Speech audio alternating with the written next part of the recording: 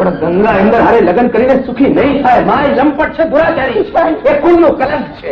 એણે પોતાના કુકર્મોથી પોતાની માની કુખ લજવી છે. એણે બાપના નામને બટ્ટો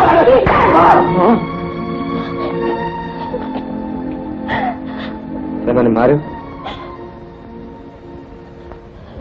તારા પેટ ના જાણે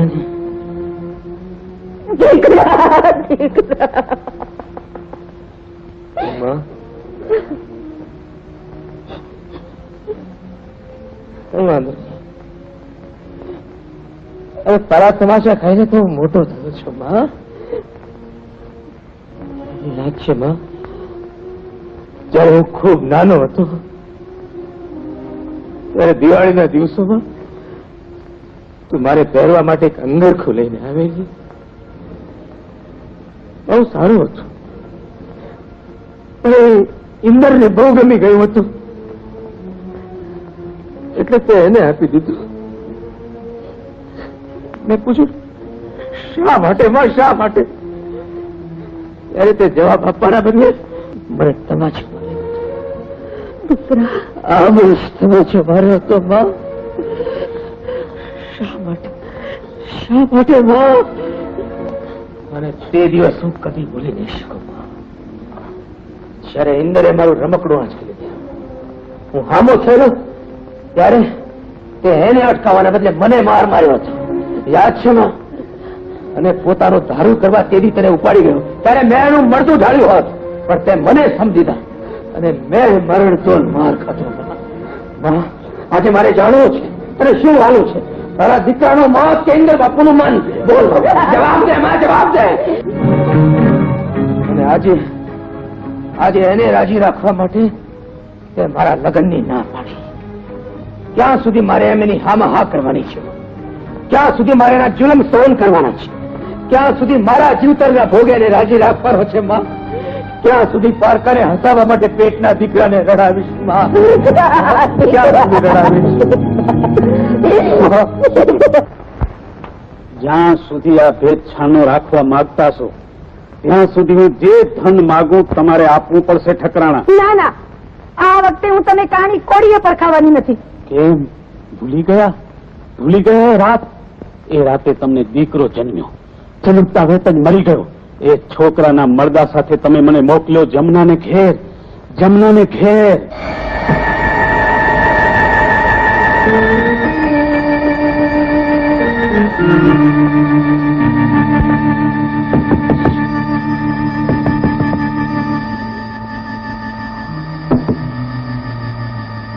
કોણ કિશનના બાપુ? અને નવી ભાંગી રાતે અને મરેલી પસલું લાવ્યો હોય એમ હાથમાં શું લાવ્યો છે? નાના ઠાકોરનું મરદું. નાના ઠાકોર? હા, મરી ગયા જન્મતા વેત. આના મોતની કોઈને ખબર નથી. જાણે છે નાના ઠાકોરની માં અને બા. પણ એમ કઈ મળતું તું અહીં ખલાડ્યો? તું તો જાણે છે મોટા ઠાકોરે મરણ પથારી પાથરી છે. 1-2 દિવસના મહેમાન છે. બાળક મરેલું ઉતર્યું. વંશમાં કોઈ નથી. જેવા મોટા ઠાકોર મરી જશે એટલે 4 ગામની જાગીર અને વૈભવ ભાયા તો આંચકી લેશે. એટલે ઠકરાણાએ વખ વળવું પડશે. એ તો કર્મમાં લખેલું ભોગવવું જ પડે ભાઈ. ના જમના ના, એવું ન થાય એટલા હારું તો તારી પાસે આવ્યો છું. આ મરદું લે અને જીવતો દીકરો દે. શું? હા જમના, ભોળાનાથે તને બીજો દીકરો દીધો છે. એ ઠાકોરના વારસ તરીકે ઉછરશે અને ઠાકોરની બધી જાગીર ભોગવશે. હું મરદા ખરીદતી નથી અને જીવતા દીકરાનો વ્યાપનો કરતી નથી. ભૂતરા, ચાલો જા, ચાલો જાય. જમના, હું તો ચાલ્યો જઈશ. આ ધરતીના પટ ઉપર મરેલાને બદલે જીવતા મને મળી રહેશે. પણ તું મને ચાલ્યા જવાનું કહે છે, એના કડવા ફળ તારે ભોગવવા જ પડશે. જમના, ભોગવવા જ પડશે. અમને ઘણી દુનિયાની ચાકરીમાંથી કાઢી લેશે એટલું જ ને. અરે જમના, આ સજા તો ઓછી છે, પણ જો ઠકરાણાને આ વાતની ખબર પડી તો તારા 2 છોકરાની રાતોરાત લાખો થાશે. અરે એટલે કહું છું કે માની જા. હવે તારો છોકરો આ ખરડામાં મોટો થાય કે હવેલીમાં મોટો થાય, પણ રહેવાનો તો છે ને તારી નજર સામે. અરે તારા દીકરાના સુખની ખાતર પણ માની જા. તમને થાય એમ કરો. હે જમના, લાવ, લાવ જમના, લાવ પાછી, લાવ, લાવ જમના.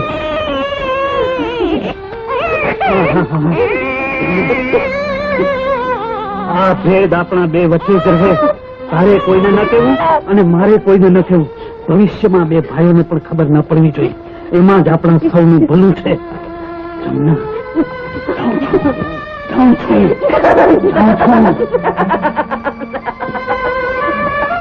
ને એ રાતે નાના ઠાકોરના મરદાના બદલામાં જમનાનો જીવતો દીકરો લે. ઇન્દ્ર બાપુ તરીકે મોટો થયો. મારી ખાનદાની કા ભેદ આપણે 3 જણા જાણીએ છીએ. હું, તમે અને જમના. ઇન્દ્ર એ કિશનનો નાનો ભાઈ છે અને જમનાનો દીકરો છે. હા બુધિયા પણ અને જો મને મોઢે માગ્યું ધન નહીં આપો તો આ ભેદ હું ઇન્દ્ર બાપુ પાસે ખોલી નાખું. હા ખોલી નાખજે. શું ફેર પડે છે? બહુ ફેર પડે છે. જેવી ઇન્દ્ર બાપુને ખબર પડી કે જમના એની માં છે એટલે એને અહીં હવેલીમાં લઈ આવશે. તમને ધક્કા મારીને બહાર કાઢશે. અત્યાર સુધી હવેલીના ધણિયાણી થઈને રહ્યા છો, એને નોકરાણી થઈને રહેવું પડશે. બોલો, છે કબૂલ કે પછી નાણા?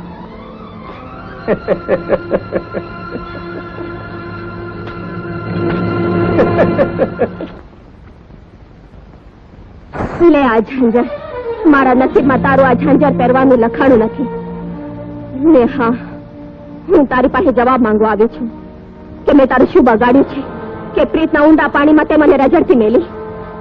તને મેલીને હું એ જીવતા મુએલા જેવો છું ગંગા. પણ મારી માની ના. માને પૂછીને પાણી પીવાની ટેવ હતી તો પ્રીતમાં પડતા પહેલા માને કાને પૂછ્યું? ગંગા, જીવતરમાં ઘણી વાર કડવા ઘોંટડા પીને માનવીએ જીવવું પડે છે. કોકને ખાતર ને આપણે ફટક્યા મોતી નથી ગંગા કે આમ કસોટી ફૂટી જઈએ. બની શકે તો મને માફ કરજે ને ભૂલી જજે. તારા સંસારને સુખી કરજે.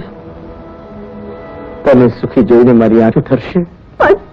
પણ વગર વાંકે લોકો રહેવાનું મારાથી જીરવાશે નહીં.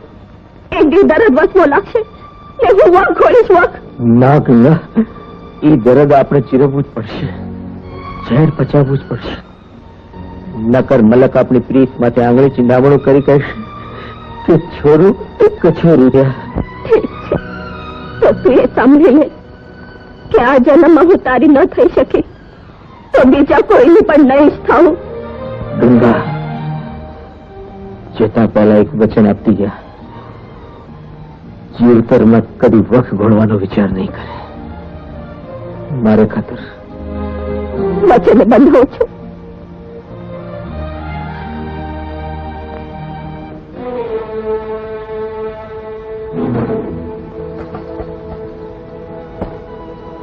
હવે આ ઝંઝર વણ પહેરી જ રહેશે સદાના માટે.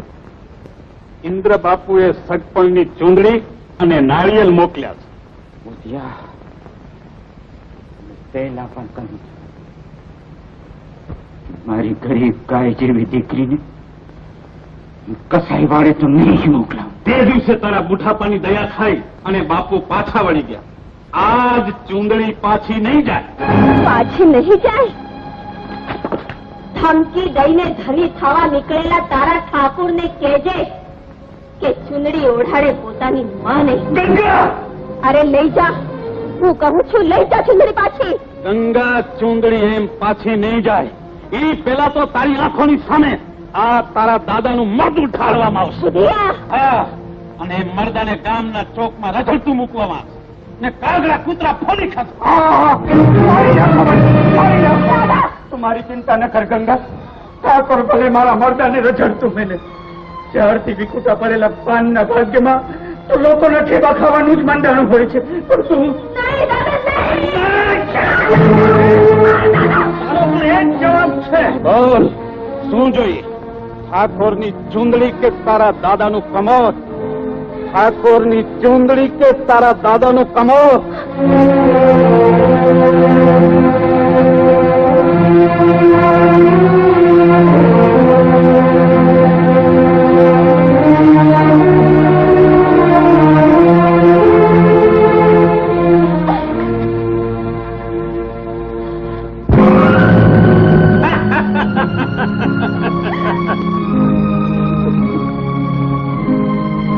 આવતીશ.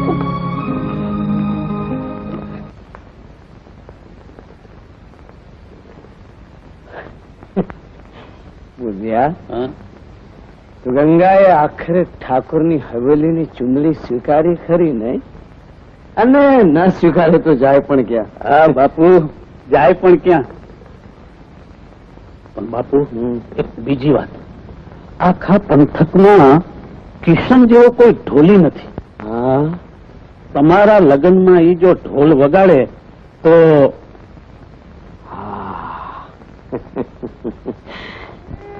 ના માં, એ નહીં બને. હું આ લગ્નમાં ઢોલ નહીં વગાડું. તું જો ઢોલ નહીં વગાડે તો ઉજળા અવસરનો ઓછો તરપાશે. અને કિશન, જમનાએ જે હેતથી તને મોટો કર્યો છે એ જે તને મારા માથે રાખ્યું છે હું જાણું છું બાપુ. જો ભાઈ, હું તારો ઠાકોર નથી. તું એમ સમજ કે હું તારો નાનો ભાઈ છું. બાપુ, હા જમના, નાનાને આંગણે અવસર હોય અને મોટો મોં ફેરવી લે તો અવસર અભડાશે માં. દીકરા કિશન વગાડીશ ને? માં જીવતા જીવત મારી ચામડી ઉતારી લે, પણ આ નહીં થાય. વર્ષોથી જેની લોન ખાધું છે એના આનંદમાં આપણે ઉલટભર ભાગ લઈએ તો આપણી શોભા છે દીકરા, એ બસ આપણી શોભા છે. માં,